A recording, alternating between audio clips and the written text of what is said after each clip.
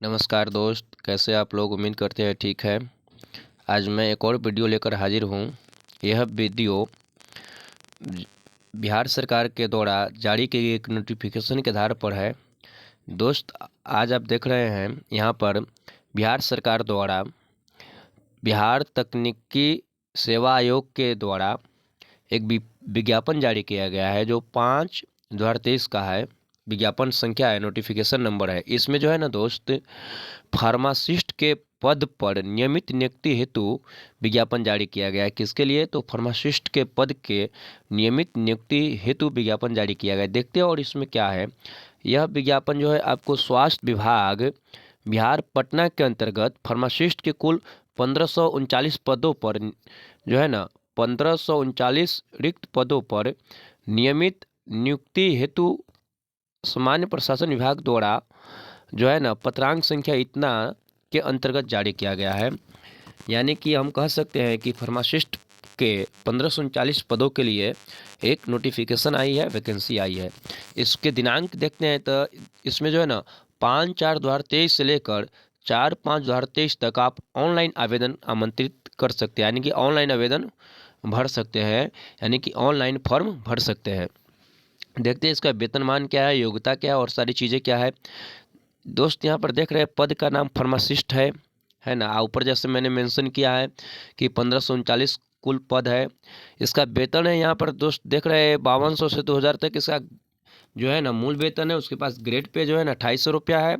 और यह जो है ना संरचना के वेतन स्तर 5 के अंतर्गत आते हैं। सातवें पुनरीक्षित के जो है ना वेतन के संरचना के स्तर 5 के अंतर्गत आते हैं। अनिवार्य शैक्षणिक योग्यता की बात कर लेते हैं तो आपको इंटरमीडिएट होना चाहिए विज्ञान के साथ, यानी कि आप साइंस के साथ इंटरमीडिएट किए हुए हैं तो। और दूसरा जो जरूरी योग्यता है, आपको क्या होना चाहिए कि किसी भी संस्थान से, किसी भी मान्यता प्राप्त संस्थान से क्या है कि आपको फार्मेसी में डिप्लोमा होना चाहिए। फार्मेसी में क्या होना चाहिए? डिप्लोमा होना चाहिए, है ना। तो आप इसके लिए आवेदन कर सकते हैं। साथ ही अभ्यर्थी बिहार फार्मेसी काउंसिलिंग में रजिस्टर्स भी होना चाहिए। आपका जो है ना बिहार फार्मेसी काउंसिलिंग में आपका रजिस्ट्रेशन भी होना चाहिए। तब आप क्या कर सकते हैं, इस पद के लिए जो है ना आप एलिजिबल होंगे। देखते हैं आगे इसका विवरण क्या है, किस कोटि में कितना पोस्ट है उसके बारे में बात कर लेते हैं। स्वास्थ्य विभाग के अंतर्गत तो इसमें जो है ना विभाग का नाम है स्वास्थ्य विभाग, और उसके किस कैटेगरी में कितना है उसके बारे में थोड़ा चर्चा करते हैं। तो अनारक्षित जो है ना 561 है। अनारक्षित कितना है? 561 है। आर्थिक आर्थिक रूप से कमजोर वर्ग यानी कि ईडब्ल्यूएस के लिए क्या है कि ईडब्ल्यूएस के लिए 132 है। अनुसूचित जाति के लिए 321 है। अनुसूचित जनजाति के लिए 22 है। अत्यंत पिछड़ा वर्ग के लिए 333 है और पिछड़ा वर्ग के लिए 105 है। पिछड़ा वर्ग के लिए दोस्त 105 है। पिछड़ा वर्ग के महिलाओं के लिए जो है ना 65 है। और कुल टोटल जो है ना 539 पद है। इसमें जो है ना स्वतंत्रता सेनानियों के नाती नतनी पोता पोती यानी कि फ्रीडम फाइटर के लिए 26 पद आरक्षित है। फ्रीडम फ्रीडम फाइटर के लिए 26 पद आरक्षित है। उसके बाद कुछ दिव्यांगों के लिए भी है। 53 पोस्ट क्या है? दिव्यांग के लिए आरक्षित है।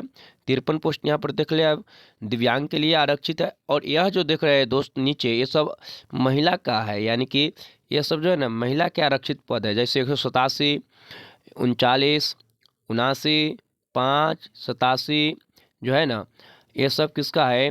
35। ये सब क्या है कि महिला का जो है ना कि आरक्षित पोस्ट है। यहाँ पर देख रहे हैं आप 0 है। इसका मतलब हुआ है कि यहाँ पर 65, पहले ही हमने बताया कि पिछड़े वर्ग के महिलाओं के लिए 65 पद क्या है? आरक्षित है, इसलिए यहाँ पे 0 दिया हुआ है। तो यह था दोस्त पद का विवरण। देखते हैं अब इसका क्या है कि आयु सीमा क्या है, कौन कौन से लोग इसके अंतर्गत आ सकते हैं। तो 1/8/2019 को न्यूनतम आयु कितनी वर्ष होनी चाहिए? 21 वर्ष होनी चाहिए। यानी कि दोस्त यह जो है ना 2-3 साल पीछे की आयु ले रहा है। 1/8/2019 की न्यूनतम आयु मांग रहा है, 23 की नहीं 19 की न्यूनतम आयु क्या मांग रहा है? 21 वर्ष मांग रहा है। और अधिकतम उम्र सीमा जनरल का 37 वर्ष है। जनरल का 37 वर्ष है। और अनारक्षित महिला यानी कि जनरल महिला के लिए 40 वर्ष है। उसी तरह आप लोग देख रहे हैं कि पिछड़ा वर्ग और अत्यंत पिछड़ा वर्ग पुरुष के लिए 40 वर्ष है। अनुसूचित जाति जनजाति पुरुष महिला दोनों के लिए 42 वर्ष है। और इस तरह से जो है ना कि उम्र में भी इस प्रकार से छूट दिया गया है अपने अपने कैटेगरी के अनुसार। उसके बाद हम और आगे देखते हैं कि इसमें जो ज़रूरी चीज़ें हैं वह क्या है। चयन की प्रक्रिया पर बात कर लेते हैं कि इसमें चयन कैसे होगा, यानी कि चयन कैसे होगा उस पर थोड़ा बात कर लेते हैं। तो सबसे पहले आपको इसमें जो है ना किसी भी चयन चयन के लिए जो है ना आपका यह जो है कुछ शेड्यूल दिया हुआ, जैसे आपको इंटरमीडिएट +2 के प्राप्तांक के लिए 30 अंक दिया जाएगा। उसके लिए आपको कितना दिया जाएगा, 30 अंक दिया जाएगा। डिप्लोमा इन फार्मेसी कोर्स की परीक्षा प्राप्तांक के लिए 25 अंक दिया जाएगा। उच्चतर शिक्षा बी फार्मा के लिए 10 अंक, एम फार्मा के लिए 10 अंक। परीक्षा प्राप्तांक के लिए यानी कि इन दोनों के लिए बी फार्मा किए हुए हैं चाहे एम फार्मा के लिए किए हुए हैं, तो इन दोनों के लिए आपको क्या होगा, 20 अंक मिलेगा। बिहार राज्य सरकारी अस्पतालों में यानी कि अगर किसी के पास एक्सपीरियंस सर्टिफिकेट है, अनुभव सर्टिफिकेट है, तो उनको भी क्या करेगा कि जो है ना अंक मिलेंगे। और अंक किस प्रकार मिलेंगे, तो प्रति वर्ष के लिए 5 अंक और अधिकतम 25 अंक। यानी कि आप 3 साल का अनुभव देंगे तो आपको 15 अंक मिलेंगे। 4 साल का अनुभव देंगे तो आपको 20 अंक मिलेगा। 5 साल का अनुभव दीजिएगा तो आपको 25 अंक का मिलेगा। और 6 साल का अनुभव दीजिएगा तो भी आपको 25 अंक ही मिलेगा, क्योंकि अधिकतम अंक इसमें 25 है। आप कितने भी 5 साल से अधिक कितने भी साल का एक्सपीरियंस सर्टिफिकेट दीजिएगा तो दोस्त आपको 25 अंक ही प्राप्त होंगे। और इसके अलावा और देखते हैं कुछ इस तरह से कुल 100 अंक ऊपर क्या होगी कि मेरिट तैयार की जाएगी, हो ना।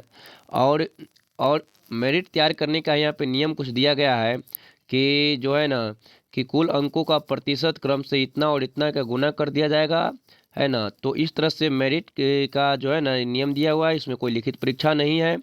और आरक्षण के बारे में मैंने पहले ही बता ही दिया है।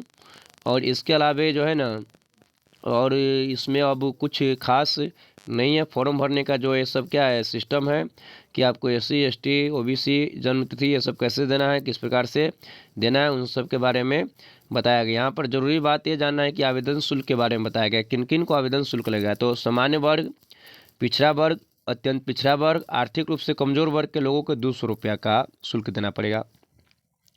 अनुसूचित जाति, अनुसूचित जनजाति, बिहार राज्य के स्थानीय निवासी, जो बिहार राज्य के अनुसूचित जाति और अनुसूचित जनजाति उनको 50 रुपया का शुल्क देना पड़ेगा। और उसके अलावा जो है ना सभी वर्ग के आरक्षित अनारक्षित वर्ग के महिला उम्मीदवार को क्या है 50 रुपया का शुल्क देना पड़ेगा। यानी कि किसी वर्ग की महिला को 50 रुपया का शुल्क देना पड़ेगा। अगर बिहार राज्य के बाहर के उम्मीदवार चाहते हैं कि वो आवेदन करे तो उनको कितना होगा, 200 रुपया देना होगा। बिहार राज्य से बाहर के महिला या पुरुष जो भी उम्मीदवार होंगे उनको क्या होगा, 200 रुपया देना होगा। आवेदन शुल्क आपको यहाँ पर debit card, credit card, internet banking के द्वारा आप क्या कर सकते हैं कि जमा कर सकते हैं। तो इस तरह से यह आवेदन शुल्क की बात थी। और महत्वपूर्ण निर्देश है कि फॉर्म भरने समय आप क्या क्या कर सकते हैं, क्या क्या अपलोड नहीं कर सकते हैं, उसके बारे में बताया गया था। आइए दोस्तों उसको भी थोड़ा देख लेते हैं।